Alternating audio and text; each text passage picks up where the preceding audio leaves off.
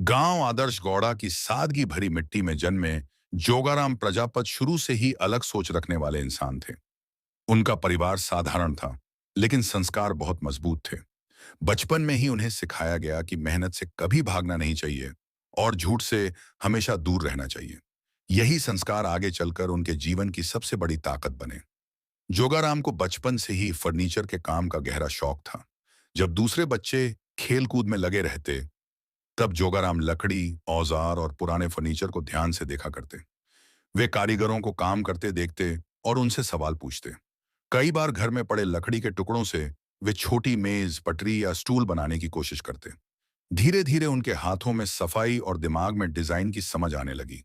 पढ़ाई के साथ साथ उन्होंने फर्नीचर का काम सीखना शुरू किया। वे हर काम को ध्यान से समझते और पूरी लगन से करते। जोगाराम बहुत मेहनती और काम में होशियार थे। जो काम कोई और जल्दी छोड़ देता, उसे वे धैर्य के साथ पूरा करते। उनकी सबसे बड़ी पहचान थी उनकी ईमानदारी। वे कभी झूठ नहीं बोलते थे। आह, तो हैश, आया, आया, चाहे नुकसान ही क्यों ना हो जाए।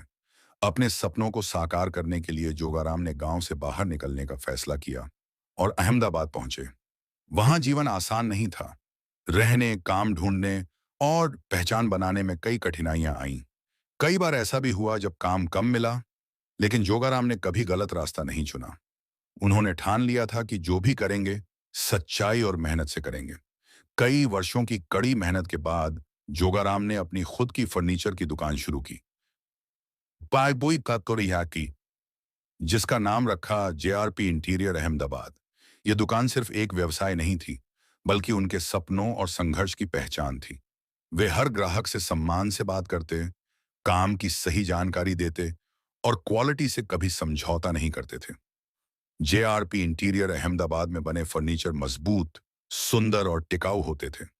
जोगाराम खुद हर काम पर नजर रखते थे, लकड़ी की क्वालिटी से लेकर फिनिशिंग तक। उनकी सच्चाई और मेहनत की वजह से ग्राहक उनसे दोबारा काम करवाने आते और दूसरों को भी उनकी दुकान के बारे में बताते। आज जोगाराम प्रजापत एक सफल इंटीरियर और फर्नीचर व्यवसायी हैं। उन्होंने न सिर्फ अपना भविष्य संवारा, बल्कि कई लोगों को रोजगार भी दिया। फिर भी उनके स्वभाव में कोई घमंड नहीं आया। वे आज भी उतने ही सरल, सच्चे और मेहनती हैं जितने पहले थे।